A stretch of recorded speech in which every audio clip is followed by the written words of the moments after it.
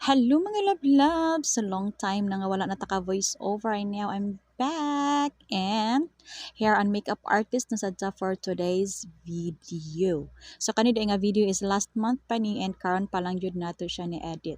And mauni siya ang ato ang ganap for today.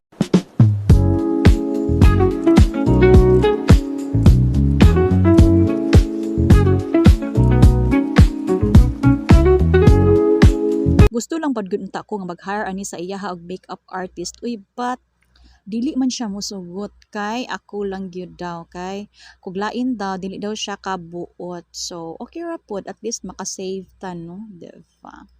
And mao ni siya ang iyahang makeups simple lang kay gusto siya simple ra iyahang makeup para di lang pud daw overpowering kaayo ba nga mura na siya bayot charis.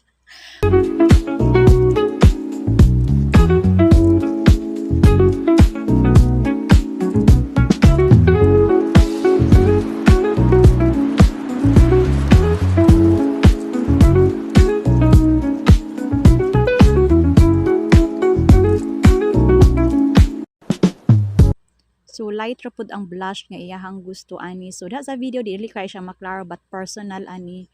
Klaro ra gid na ang iyahang makeup. Unya human naman ta sa iyahang makeup sibog na sa ta diri sa hair. Nara gyapon siya inspo nga gipasundan na ni iyahang hair.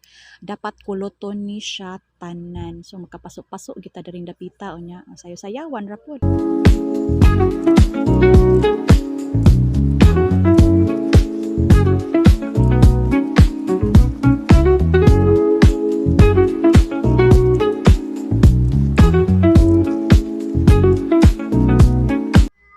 Kaning sa iyahang bangs is dili gid ni siya mauno kay na over agid siya pagka curl, dili siya bati siya tan-awon. So ako ara na siyang i-redo later.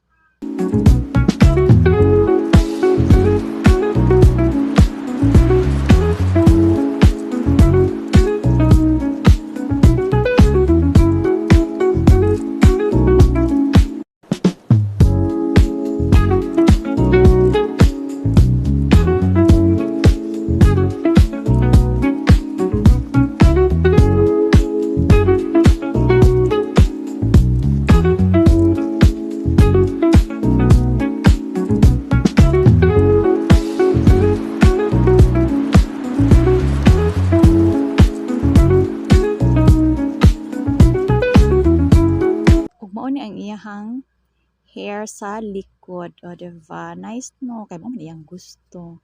And then, mo na iyahang transformation. Nice na iyahang bitay-bitay, no? Og lipay ra